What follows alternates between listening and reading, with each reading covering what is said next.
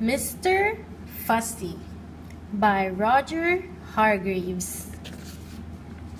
Later that evening, after Mr. Fussy had cooked them a meal, and after Mr. Clumsy had helped with the washing up 2 broken plates, they sat down to talk.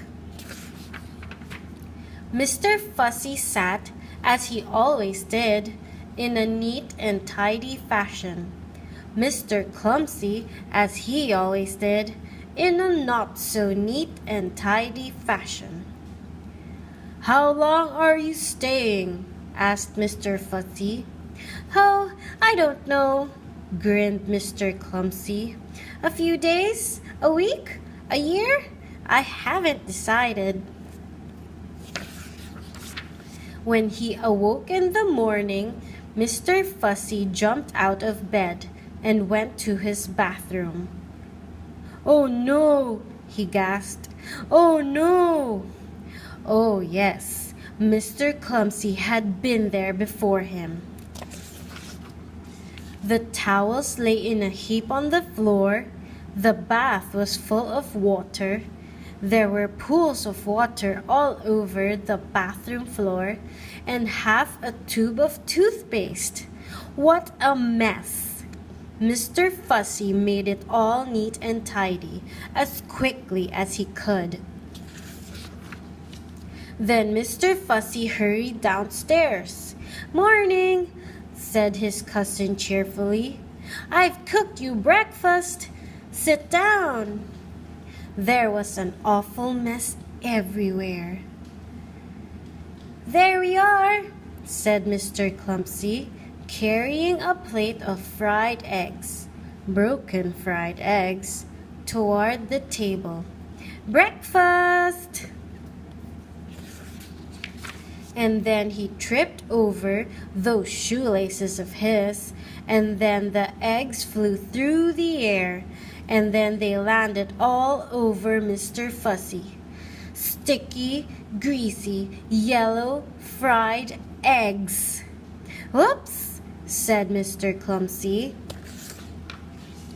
After a week, Mr. Fussy's house didn't look like Mr. Fussy's house anymore at all.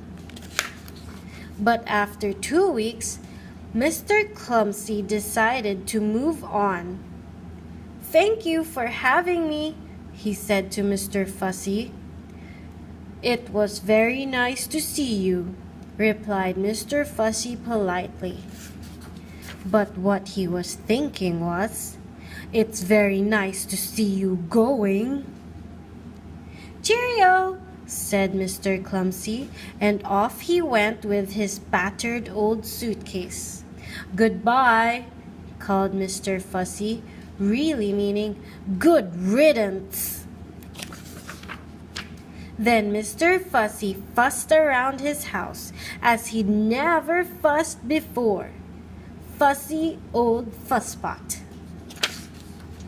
Polishing and mending and repairing and straightening and sorting out and cleaning and putting everything back exactly as it had been before Mr. Clumsy had come to stay.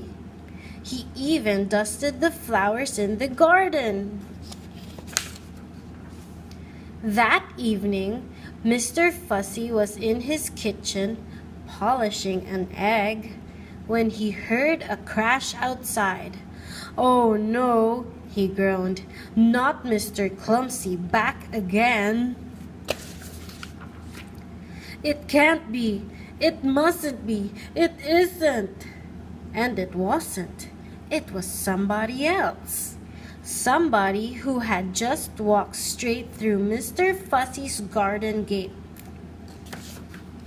Somebody who can't help having little accidents. Somebody you may have met before. "Hello," smiled Mr. Bump. "I've come to visit." The end.